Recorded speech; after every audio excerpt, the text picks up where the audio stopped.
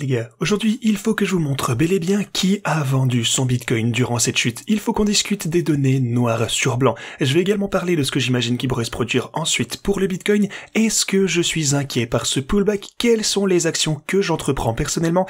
Eh bien, on va parler de tout ceci et bien d'autres choses encore dans cette vidéo. Je vais bien sûr aussi vous tenir au courant de toutes mes transactions, mes stratégies de trading évidemment sur toutes les plateformes. Il y a plein de choses importantes à aborder aujourd'hui. Et oui, on va assister à une énorme volatilité également au cours des quelques prochaines heures, peut-être 12, alors assurez-vous de rester du début jusqu'à la fin de cette vidéo.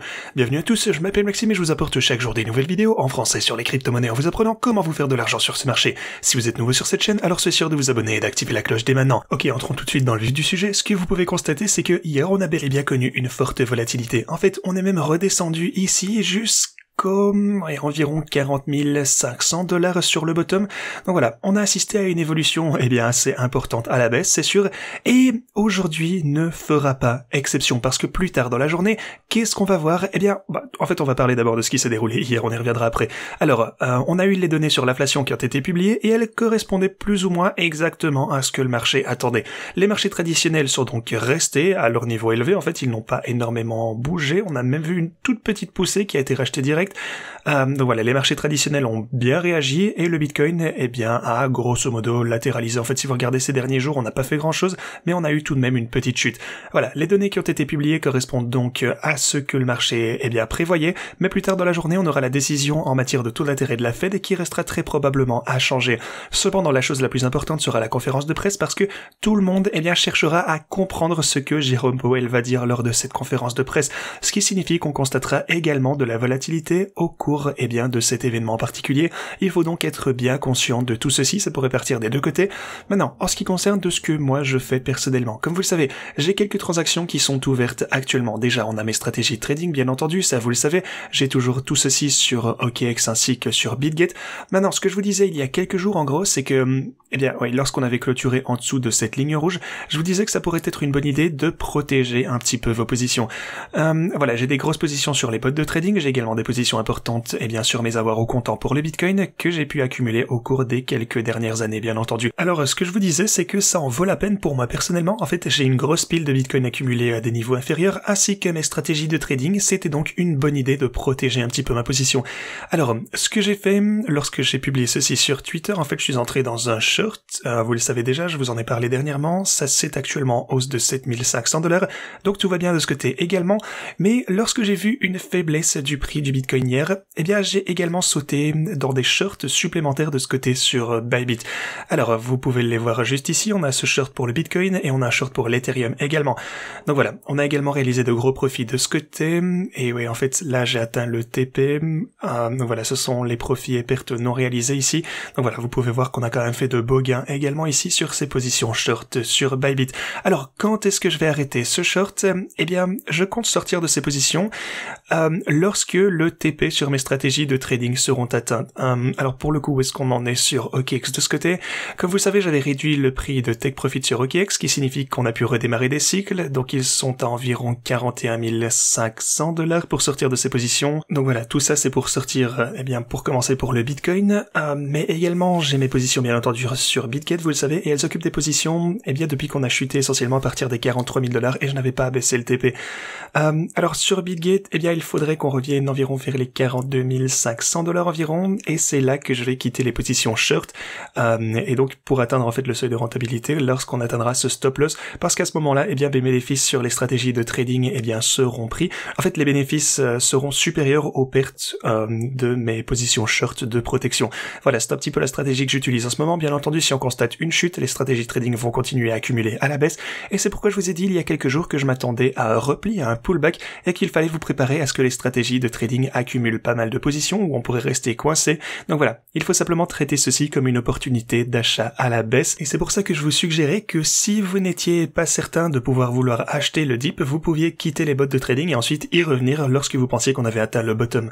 Mais voilà, en tout cas c'est juste ce que moi je fais, une petite couverture ici, jusqu'à ce qu'on atteigne le prix de TP sur ces bots de trading sur BitGet et ainsi que sur OKX.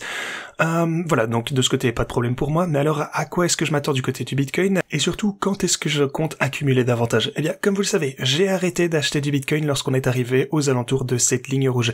C'était la ligne rouge. En fait, après avoir été bullish depuis les 16 000 $, la ligne rouge ici, c'est l'endroit où je vous disais que je n'achèterais plus de Bitcoin à ce stade, que j'attendais un retrait vers, au minimum, la boîte orange que vous avez juste ici. Ok. Alors, après ceci, eh bien, on a encore une fois grimpé en flèche, on a dépassé, oui. Ici, en fait, on a même dépassé cette résistance. Je suis devenu un petit peu plus bearish au plus court terme ici. J'attendais un pullback. Alors oui, on a grimpé encore un petit peu. C'était tout à fait ok pour moi, bien entendu, parce que, eh ben, on peut pas toujours chronométrer exactement le moment exact où on va atteindre un top ou un bottom. Donc voilà, ça m'allait de toute façon avec le Bitcoin qu'on a pu accumuler sur la montée. Et voilà. Ensuite, on a finalement eu ce retrait. On est donc redescendu jusqu'à la boîte orange ici, le bord de la boîte orange. Là, c'est un point logique pour le coup pour acheter encore plus de Bitcoin. Les niveaux suivants auxquels je compte acheter, si on y revient, c'est l'intérieur de la boîte orange qu'on a ici à 38 400 $, et ensuite plus bas ici à 36 400. Maintenant, je ne dis pas qu'on va nécessairement redescendre à ces niveaux, attention, ça pourrait arriver, mais ce qui pourrait arriver, c'est qu'on assiste simplement à une consolidation latérale, même à l'intérieur de cette zone, et peut-être continuer à descendre après un moment, et puis à partir de moment recommencer. En tout cas, on n'en sait rien, tout ce qu'on sait, c'est qu'on va subir des reculs au cours de ce marché. Ce qu'on a vu ici, eh bien ça ne représente que 11%. On sait qu'à un moment donné, on aura également des chutes de 15-20%. Alors, est-ce que ça pourrait être le point auquel où on aura déjà une chute de 20%? Est-ce qu'on pourrait revenir vers cette boîte orange par exemple aux 38 000 $, ce qui serait eh bien un autre 15%? Bah oui, c'est sûr, mais en tout cas j'achèterai à ces niveaux, j'achèterai ici sur le bord de la boîte orange pour mes positions spot, et je suivrai exactement la même stratégie que celle que je vous ai exposée déjà il y a des années. À ce stade, en fait, il était temps d'arrêter d'acheter du Bitcoin à mon avis, il était temps de commencer eh bien de s'attendre à un retrait, et donc on verra bien à partir de là, le plus bas on retournera pour le Bitcoin, le plus je chercherai à acheter. Tout d'abord, eh bien j'attends de voir ce qui se passe aux 40 000 et 100 $, et puis peut-être cette boîte orange ici aux 38 000. Si on y revient, ce sont donc les premiers objectifs eh bien que je surveille actuellement. Encore une fois, je ne dis pas qu'on va nécessairement les atteindre, mais si ça devait se passer, eh bien alors j'achèterai davantage de Bitcoin, je profiterai également de mes positions short. Si on n'y parvient pas, eh bien de toute façon, vous connaissez mon plan si jamais on avait une poussée du Bitcoin. En tout cas, c'est là ou l'autre, je sais que des fois les gens se moquent, mais soit on chute, soit on remonte, ou alors, bon, ok, j'ai envie de dire la troisième option, c'est peut-être de latéraliser à l'intérieur de cette zone. Quoi qu'il en soit, le Bitcoin finira par réaugmenter ou par continuer à chuter. Et voilà, j'ai une stratégie pour ces deux scénarios et c'est totalement fantastique. En fait, c'est juste ce qui compte, soyez prêts pour tout. Aussi, je voulais vous montrer un truc sur le Lux Algo, sur l'intervalle journalier. Eh bien, tout d'abord, je voulais vous montrer ceci. En fait, ça nous montre que le signal d'achat, en fait, la tendance de signal d'achat, en fait, qui nous montre la force de la tendance, c'est toujours intact. Ça nous a pas donné de signal d'aversion de tendance pour le moment. La tendance est donc supposément toujours haussière sur l'intervalle journalier pour le Lux Algo. Donc de ce côté tout va bien. De plus, là où les whales eh bien interviennent habituellement, on a également eh bien ce support à 37 000 $, ce qui correspond en quelque sorte avec la boîte orange que j'ai ici également. Alors, si jamais on descendait en dessous du bord de cette boîte orange ici, ce serait le même niveau eh bien à partir duquel les whales ont tendance à accumuler par le passé.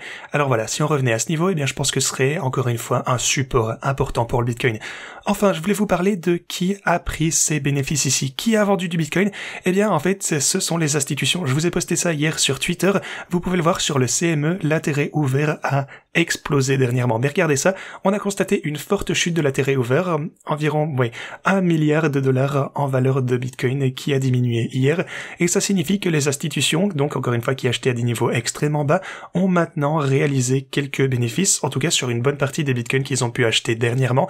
Et c'est la raison pour laquelle, eh bien, on a également constaté cette énorme pression de vente dernièrement. Non.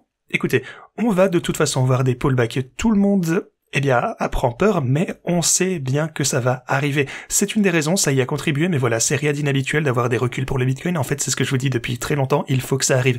Donc voilà. Enfin, préparez-vous à la grosse volatilité qui va arriver plus tard au cours de cette journée. Si vous souhaitez utiliser le meilleur outil de trading, vous avez le Lux Algo que je vous ai montré ici. Descendez en bas dans la description, cliquez sur ce lien, inscrivez-vous, vous obtiendrez 20% de réduction en utilisant ce lien. Si vous souhaitez utiliser mes stratégies de trading, inscrivez-vous tout d'abord sur OKX, cliquez sur rejoindre maintenant, réclamez jusque 60 000 $ en bonus de dépôt, ou si vous ne pouvez pas utiliser OKX, eh bien utilisez BitGet, vous avez ce lien avec 8 400 $ en bonus de dépôt si vous cliquez de ce côté. Inscrivez-vous de ce côté et utilisez les bots. Alors, les gars, je suis pas sûr qu'on va faire une vidéo demain parce que ces derniers jours, eh bien, Chris a été vachement malade. Mais si quelque chose d'important, eh bien, on fera tout ce qu'on peut pour vous tenir au courant. Si rien de particulier ne se produit, eh bien, on risque de ne pas publier de vidéo demain. Au moins, vous voilà prévenu. Voilà, juste un petit avertissement. Ceci dit, merci d'avoir regardé cette vidéo et moi, je vous dis à la prochaine.